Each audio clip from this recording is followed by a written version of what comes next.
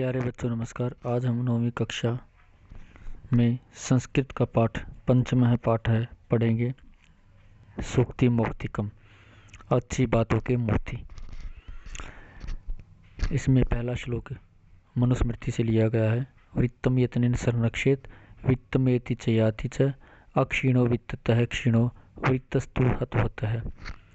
अन्वेष का देखते हैं कि वृत्तम यतनेन संरक्षेत, यत्न पूर्वक वित्तम चरित्र की संरक्षित रक्षा करनी चाहिए।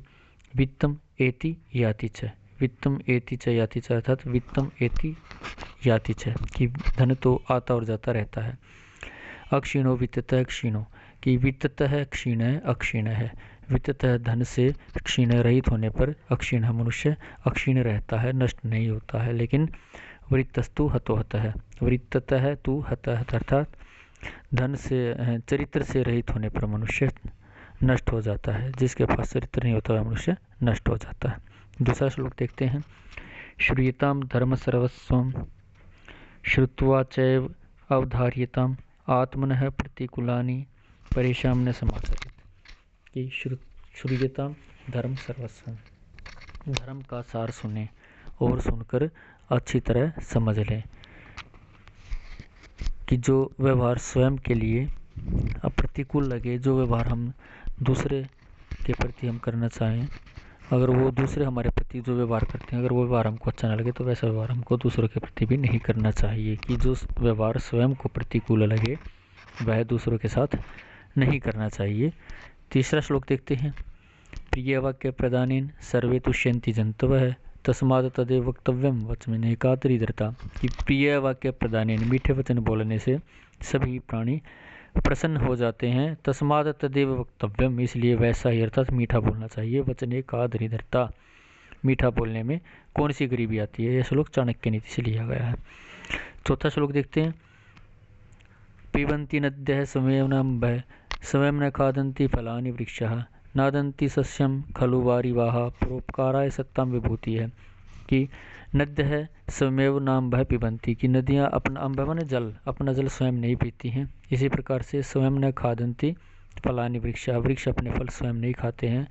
नादंती सस्यम खलु वारिवाह, वारिवाह बादल, बादल अपना फसल जिसको फसल को वह सींचते हैं वह फसल स्वयं नहीं खाते हैं, अदंती खाते हैं।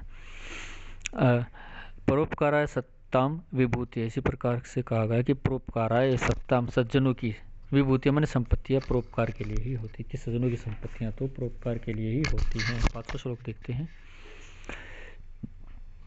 गुणेषु एव हि कर्तव्य प्रयत्नः पुरुषैः सदा गुणयुक्तो दरिद्रो अपि नैश्वर्यैर अगुणैः समः कि गुणेषु एव ही कर्तव्य प्रयत्न है पुरुषैः सदा, मनुष्यों के द्वारा हमेशा गुण अच्छे गुणों के लिए ही प्रयत्न करना चाहिए। क्योंकि गुणयुक्तो दरिद्रो अपि कि गुणवान दरिद्र भी श्रेष्ठ होता है। किसके द्वारा?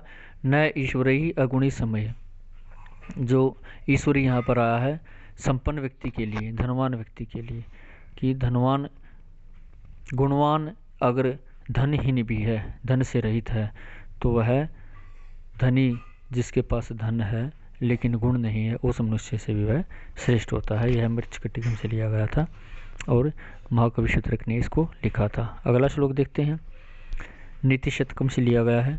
आरंभ गुरुवी क्षीणी क्रमेण लघु पुरावृद्धिमति च पश्चात दिनस्य पूर्वार्ध परार्ध भिन्ना छाया मैत्री खल सज्जना नाम कि इसमें खल माने दुष्टों की सबसे आखिरी पंक्ति देखते हैं हम कि छाए मैत्री खल सज्जना नाम कि दुष्टों और सज्जनों की मित्रता बताई गई है।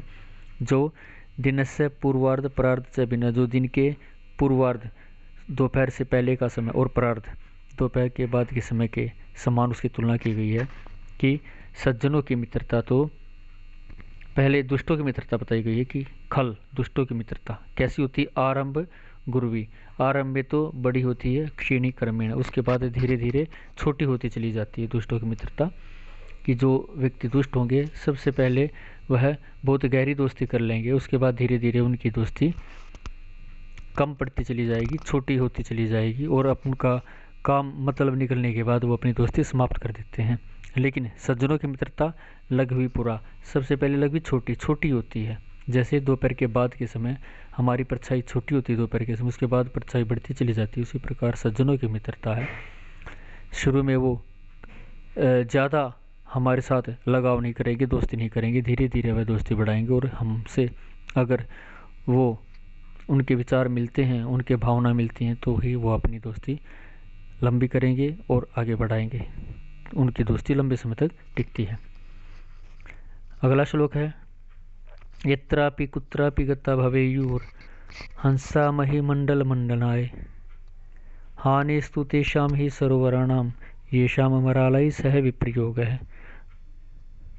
अर्थात इस श्लोक में गुणवान व्यक्ति की तुलना हंसों से की गई है और बहुत ही सुंदर श्लोक के द्वारा यह समझाया गया है। जैसे यत्र कुत्रापि गता भवेयु हंसा मही मंडनाय, कि मही मंडल मंडनाय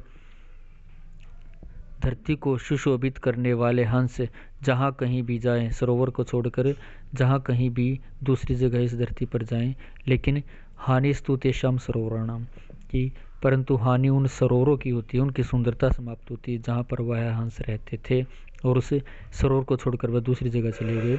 ये शाम मरालई सह उन सरोवरों का जिनका हंसों के साथ अलगाव हुआ, जुदाई हुई है।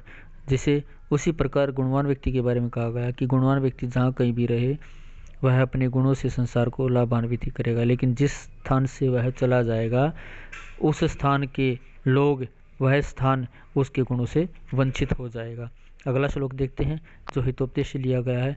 गुणा गुणज्ञेषु गुणा भवन्ति ते निर्गुणं पराप भवन्ति दोषाः अस्वाद्यतोया भवन्ति नद्य समुद्रम आसाद्य भवन्ति अपया, कि गुणवान व्यक्ति गुणी व्यक्तियों में रहकर गुणी बन जाते हैं, कि जो व्यक्ति अगर गुणी व्यक्तियों में रहेगा तो उसमें और अच्छे गुण आएंगे, लेकिन वे ते निर्गुणम पराप्य भवन्ति दोषा, लेकिन अगर वे गुण रहित लोगों में रहेंगे तो उनमें दोष आ जाते हैं। उदाहरण के साथ बताया गया कि आस्वाद्य तोया प्रभवंती नद्य, स्वादिष्ट जल नदियों में बहता है लेकिन वह समुद्र में आकर पीने योग्य नहीं रहता।